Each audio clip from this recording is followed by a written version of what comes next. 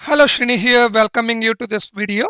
I'm making this video to quickly give you a glimpse of how you can use this automatic article submitter to distribute your articles to various article directories and to increase your traffic to your website. Okay.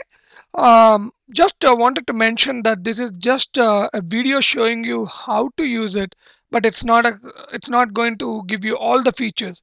If you want some extensive support, feel free to send an email to support@automaticarticlesubmitter.com that you see on the right hand side. Okay.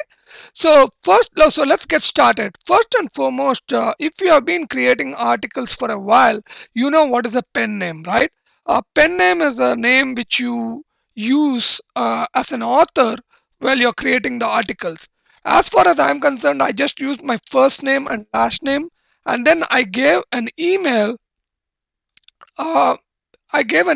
which is shriniarticles@shrinimeta.com. This is one thing I would highly recommend. Use an email with your own domain name. Don't use emails like gmail.com or yahoo.com. The reason being is, number one, it gives a very professional look and it shows that you're really serious about what you do. And the second reason is some of the article directories do not accept the Gmail or yahoo.com accounts. So it pays to have your own domain name and have your own email address. Okay. Having said that, so once you create your pen name with your email address and your passwords, then the next step is to go and set up your accounts. If you see here, there are like tons of directories out there. I would highly recommend you to identify the directories that are particular to your niche and use them. Okay. It doesn't make sense for you to go and create your articles. For example, my niche is MLM or slash network marketing, and it doesn't make sense for me to go and create my articles in the niche that is not related to this MLM or network marketing. So make sure you create accounts in the directories that particular to your niche. Okay. Now there is a field called fill in defaults. When you click on this, it is going to create an account using your pen name and the email that you used there along with the password. Okay. Now once you do that, the next step that you want to do is go and do a mass register. What this will do is it will go and register with all the accounts that is listed over here with your default login and the password. Okay.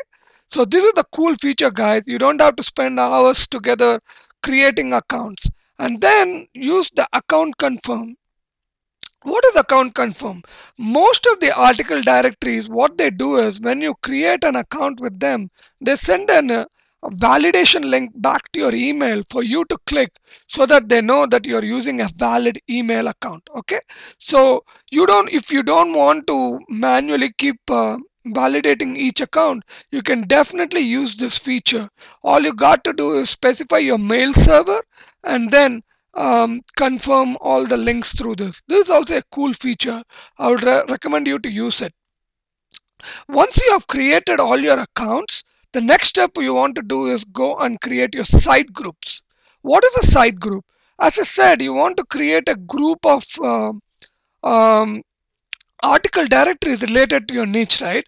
For example, I created my own group called My Article Group, where I have a set of directories where I post my articles to.